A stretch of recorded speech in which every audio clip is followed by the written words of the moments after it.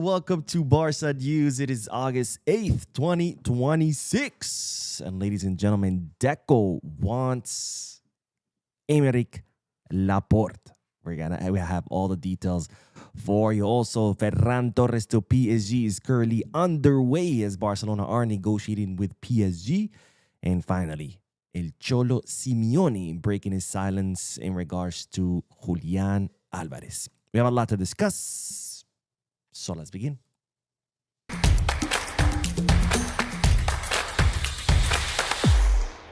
Hello, everyone. Welcome to the channel, Barca Baseball. And welcome to a Saturday Night Live. This is not a podcast. So unfortunately, I won't be reading the comments and answering and reacting to them live. This is just a quick live to give you all the news because today I had a pretty hectic day. I wasn't able to film, edit, and post. Anyways, let's begin with the news, and let's start this live with some sad news because today it was confirmed that the passing of the father of Lionel Messi, Jorge Messi, after battling with illness. We don't know what that illness is, but we do know that he has passed away. So may Jorge Messi rest in peace, and may the Messi family find some peace in these difficult moments. So my condolences to the Messi family. My thoughts and prayers are with them. Of course, Jorge Messi was not only Leo Messi's father, he was also his football agent. And I can only imagine the difficult time that the greatest football player in the history is going through. So my thoughts and prayers are with Messi, his family, and may all find peace in these very difficult moments. Now on to the next segment, because today Barcelona played a friendly match, well, two friendly matches in a triangular tournament in Italy, where Barcelona played against both Nottingham Forest and also Udinese. Now, this was a three-match tournament, 45 minutes each match, where during the first match, Udinese defeated Nottingham Forest 1-0. Then Barcelona defeated Nottingham Forest 1-0. And then Udinese defeated Barcelona 1-0. So Udinese wins the three-match tournament. I got to say, a pretty interesting format. I liked it a lot. You know, we got to play against two clubs back to back. I also like the fact that each match was only 45 minutes because it forced teams to just go all out, right? There's no time to waste because you have to go all out. You don't have that much time to win. So I really, really enjoyed the format. I enjoyed all three matches. And of course, the good news is today we saw both Rafinha and Fermín López back in the lineup, which means that the two of them are healthy.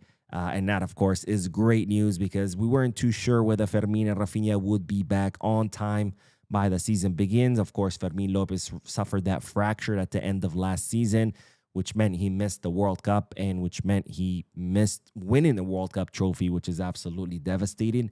And Rafinha got injured during the World Cup, but both of them today starting playing the full match against Nottingham Forest. In fact, Fermín López helped cause that penalty, which then Rafinha scored, giving Barcelona that victory against Nottingham Forest. So that was very, very good news to see those two in the starting lineup, which means they're both going to be available for the beginning of La Liga season. Now, Karim Adeyemi getting a lot of minutes today, playing the whole match against Nottingham Forest and then playing some minutes against Udinese. We saw him also getting a lot of minutes against Birmingham City, which tells me that Hansi Flick is really, wanting Adeyemi to adapt as fast as possible because I'm sure he's going to be counting on him. And also seeing Adeyemi once again playing in that right wing tells me that out of Adeyemi and Anthony Gordon, the two wingers who can play as 9, it's looking like Flick is going to be relying on Anthony Gordon to play as false 9 because Adeyemi has yet to play in that position, right? Both against Nottingham Forest, Udinese, and against Birmingham City, he played all on the right wing. So I'm starting to look more and more likely that it's going to be Anthony Gordon playing in the false 9s, which makes sense, of course, because Anthony Gordon did play as a false 9 towards a lot of matches towards the end of last season with Newcastle. Now, of course, Adeyemi still, you can still tell that he's still adjusting to his new teammates, to Hansi Flick's system, because even though we did see some flashes of brilliance, just like against Birmingham City, we also saw some missteps here and there, some loss of balls, some bad controls, but it's expected that Adeyemi has come back from many months of not playing. He is adapting to a whole new style, whole new coach, all new teammates. So, for people who I saw in a chat section of the match criticizing him, patience. The guy's just arrived. Plus, it is the preseason, so no need to already kill a guy who hasn't even played a single official minute with Barcelona. Now, highlights. We gotta talk about Xavi Espar because, ladies and gentlemen, Xavi Espar once again impressing. He impressed me a lot against Birmingham City. He impressed me today against Nottingham Forest. I think against Udinese, he also played some minutes. The big question this summer was who was going to stay because, of course, we know Kunde is going to be the starter, and we had Hector Ford coming back from loan. So the question was who was going to be the substitute for Kunde? Is it going to be Xavi Espar? Is it going to be Hector Ford? And I think at this point, the answer is starting to become more and more clear. I think we have Xavi Espar as the clear winner from that duel. I mean, the explosiveness of Xavi Espar, his speed when he's carrying the ball, his killer passes. I mean, he had at least 2 passes that I can remember top of my head where just broke all of Nottingham Forest lines and set up Rafinha and Adeyemi in the attack. I mean, Xavi Espar, ladies and gentlemen, I can see why now Hansi Flick compared him to Philip Lahm because this kid is good. This kid is really good, and I truly think he has won this battle against over Hector Ford. Of course, there's still some matches in the preseason left, but so far, I think Xavi Espar is definitely in pole position to stay at Barcelona. And of course, my question to you is, if you are Hansi Flick and Deco comes and says, "Hey, Flick, which one do you want to keep? Who would you keep?" Let me know down below in the comment section. And another player who I do want to talk about also is Brian Farinhas. Brian Farinhas, who was on his way to Girona, and then last minute, Hansi Flick intervened, asking Deco not to go through with this operation to keep Brian Farinhas because he wanted him in the preseason. And then today, another good match. Today, Brian Farinhas playing like as an 8 color in Pedri's position, the person in charge of kind of distributing the ball and orchestrating the attack and being that creative midfielder. I really enjoyed his minutes. Obviously, he is no Pedri. I'm not comparing him to Pedri. I'm comparing him as far as the role that he had today. And I got to say, I really enjoyed what I saw from Brian Farinhas. I can see why Hansi Flick personally requested that this operation be halted because everything was in place. Brian Farinhas was set to join Girona until Flick said, "No, I want this guy at Barca." And I can see why he said that because very, very good minutes by Farinhas. And then finally, the last thing I want to talk about today's preseason match was, of course, Jesse Bisiwu, because today he debuted. Of course, the 18-year-old, he's only had like, I think, 2 or 3 training sessions with Barcelona. So nothing really to get out of this debut because you could tell that the player was still, very, very rusty. He had some really bad touches, bad controls. But, I mean, it's expected. The guy has been here like 5 minutes with Barcelona. But I got to say, you could see that this player does have something special in him. I mean, his body language, the way he receives the ball, the way he positions himself when he's about to attack, the way he runs. You can see a lot of similarities between him and Dembele. I can see now why he has been compared to Dembele or has been nicknamed the new Dembele, because you could see a lot of similarities in the way he moves, in his body language, right? It's going to be very exciting to see how Bisiwu ends up developing. Of course, patience with this guy. He's only 18 years old. He's just arrived. It's going to take him some time. But he's very tall, by the way. I hadn't realized how tall he was until I saw him today on the pitch.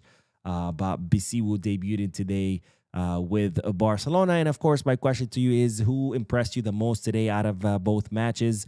Let me know down below in the comment section. To me, not a lot to take out of these matches. Again, they're friendly matches with lots of substitutions, lots of academy players. The only conclusion I can reach out of these matches is that, ladies and gentlemen, we have one of the best. We have the best academy in the world. I mean, we have so much talent, so much young. Let's not forget, we're missing like 70 or 80% of our starters in the first team, and to see all these youngsters, so many of them with so much to offer.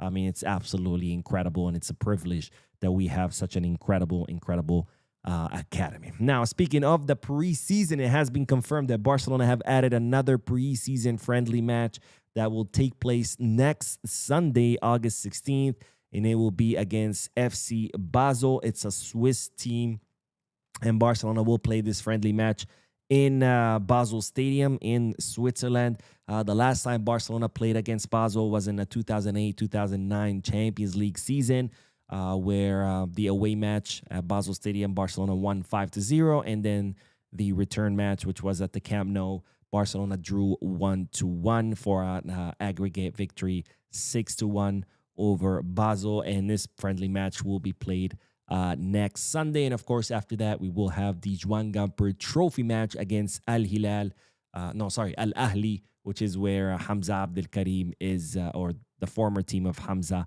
Abdel Karim. And after that, of course, we do have La Liga season starting, which is right around the corner. And that's always very, very exciting. Now, on to the big news, because, ladies and gentlemen, yesterday, of course, we were talking about how Ronald Araujo was set to join Liverpool. In fact, he wasn't part of the team today because he is getting ready to make his move to the Premier League.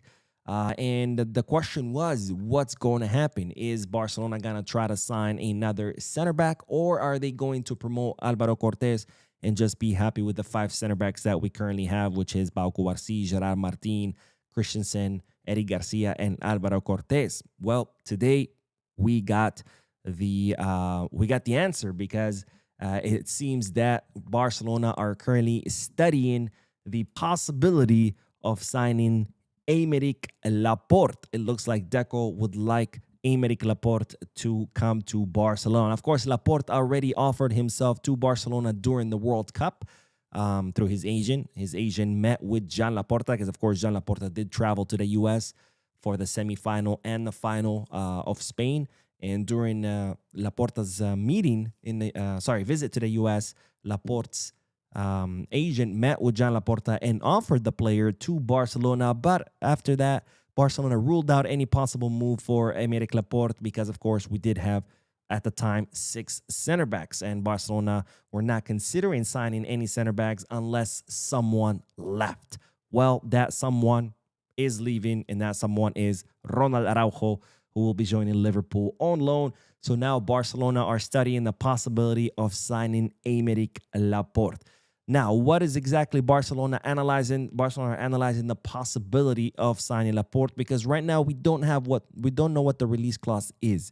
Initially, it was reported that was 12 million euros, which, if it is, then I'm sure Deco will fly tomorrow, pay those 12 million, done deal. Laporte is ours.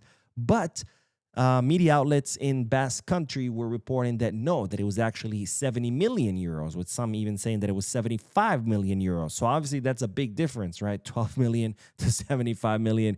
It's a huge, huge difference. So right now Barcelona are trying to figure out what the release clause is, and depending on that, whether Barcelona this will be an option that Barcelona will want to activate, right? Because the release clause will make a big, big difference, because I don't think Athletic Club de Bilbao are going to want to negotiate. The only way I see Barcelona signing Laporte is by activating his release clause, and it's all going to depend on how much that release clause is, because not only does Athletic Club completely depend on Laporte and consider him an untouchable player for them, but also the relationship is completely broken between Barcelona and Athletic Club.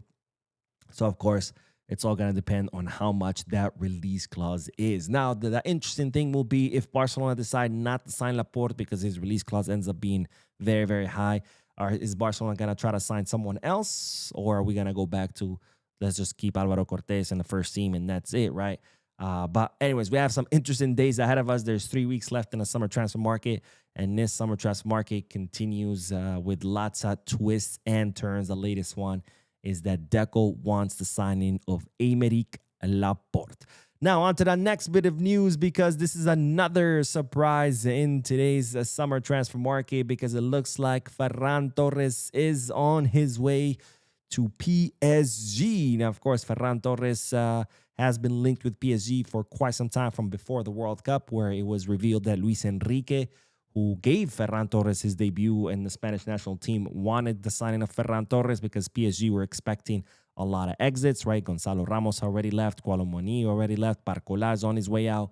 So PSG needed some replacements, and Luis Enrique had set his eye on Ferran Torres. And of course, since then, There's been a lot of statements by Ferran Torres saying that, you never know in football, that I have a contract in Barcelona, but you never know, that Barcelona need to show me love, blah, blah, blah. And there's been a lot of links. But up until today, Barcelona's position was, look, Ferran Torres hasn't told us anything. We haven't received any offers from PSG. So our position remains business as usual. Ferran Torres is not for sale. We count on him. We're expecting him to join the preseason. We want to renew him in September because his contract expires next summer. Unless, of course, Ferran Torres tells us in person that he wants to leave. And if that happens, then, of course, we'll facilitate his exit because this is not Atletico Madrid. This is not a prison cell. This is Barcelona. And if a player wants to leave, that's fine. There's the door. We'll help you make the move. And, well, lo and behold, today, Ferran Torres communicated to Barcelona that he wants to leave to PSG, that he already has reached a full agreement with PSG.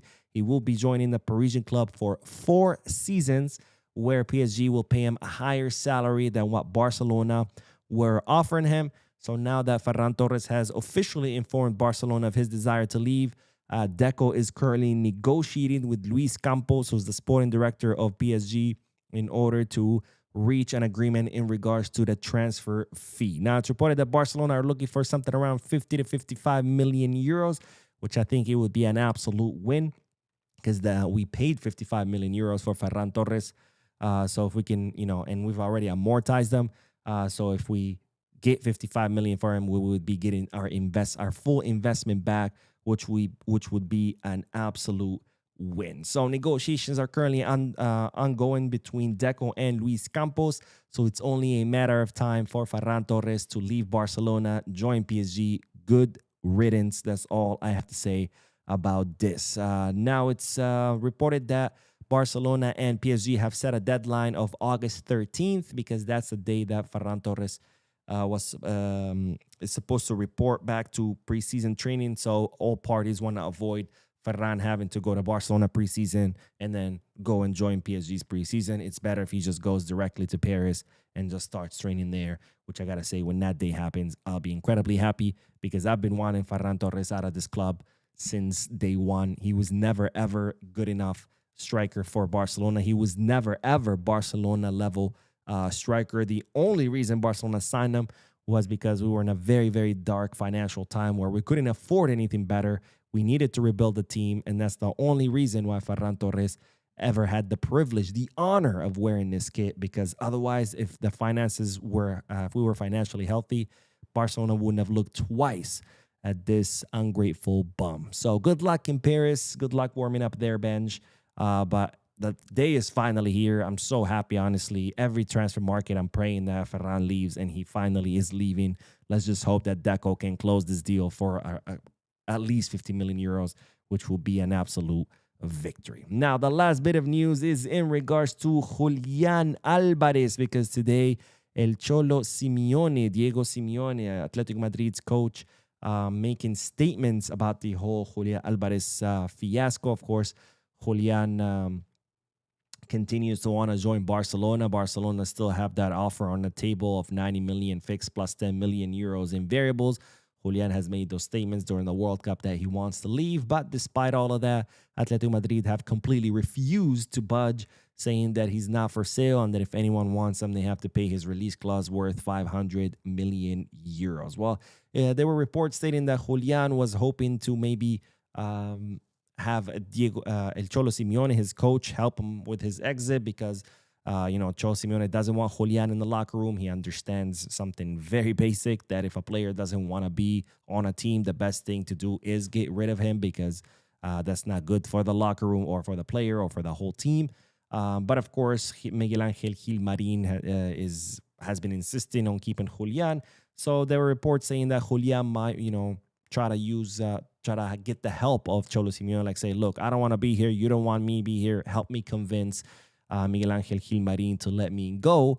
And well, today, El Cholo Simeone is saying the following in regards to the whole fiasco. The situation is very clear. The club has made a decision that Miguel Angel has explained very well. From a sporting perspective, we are very pleased to have a player like Julian, and we will help him continue to grow and improve. We had a period these years with Antoine where he had to leave and come back and had to demonstrate on the field the quality and hierarchy he has.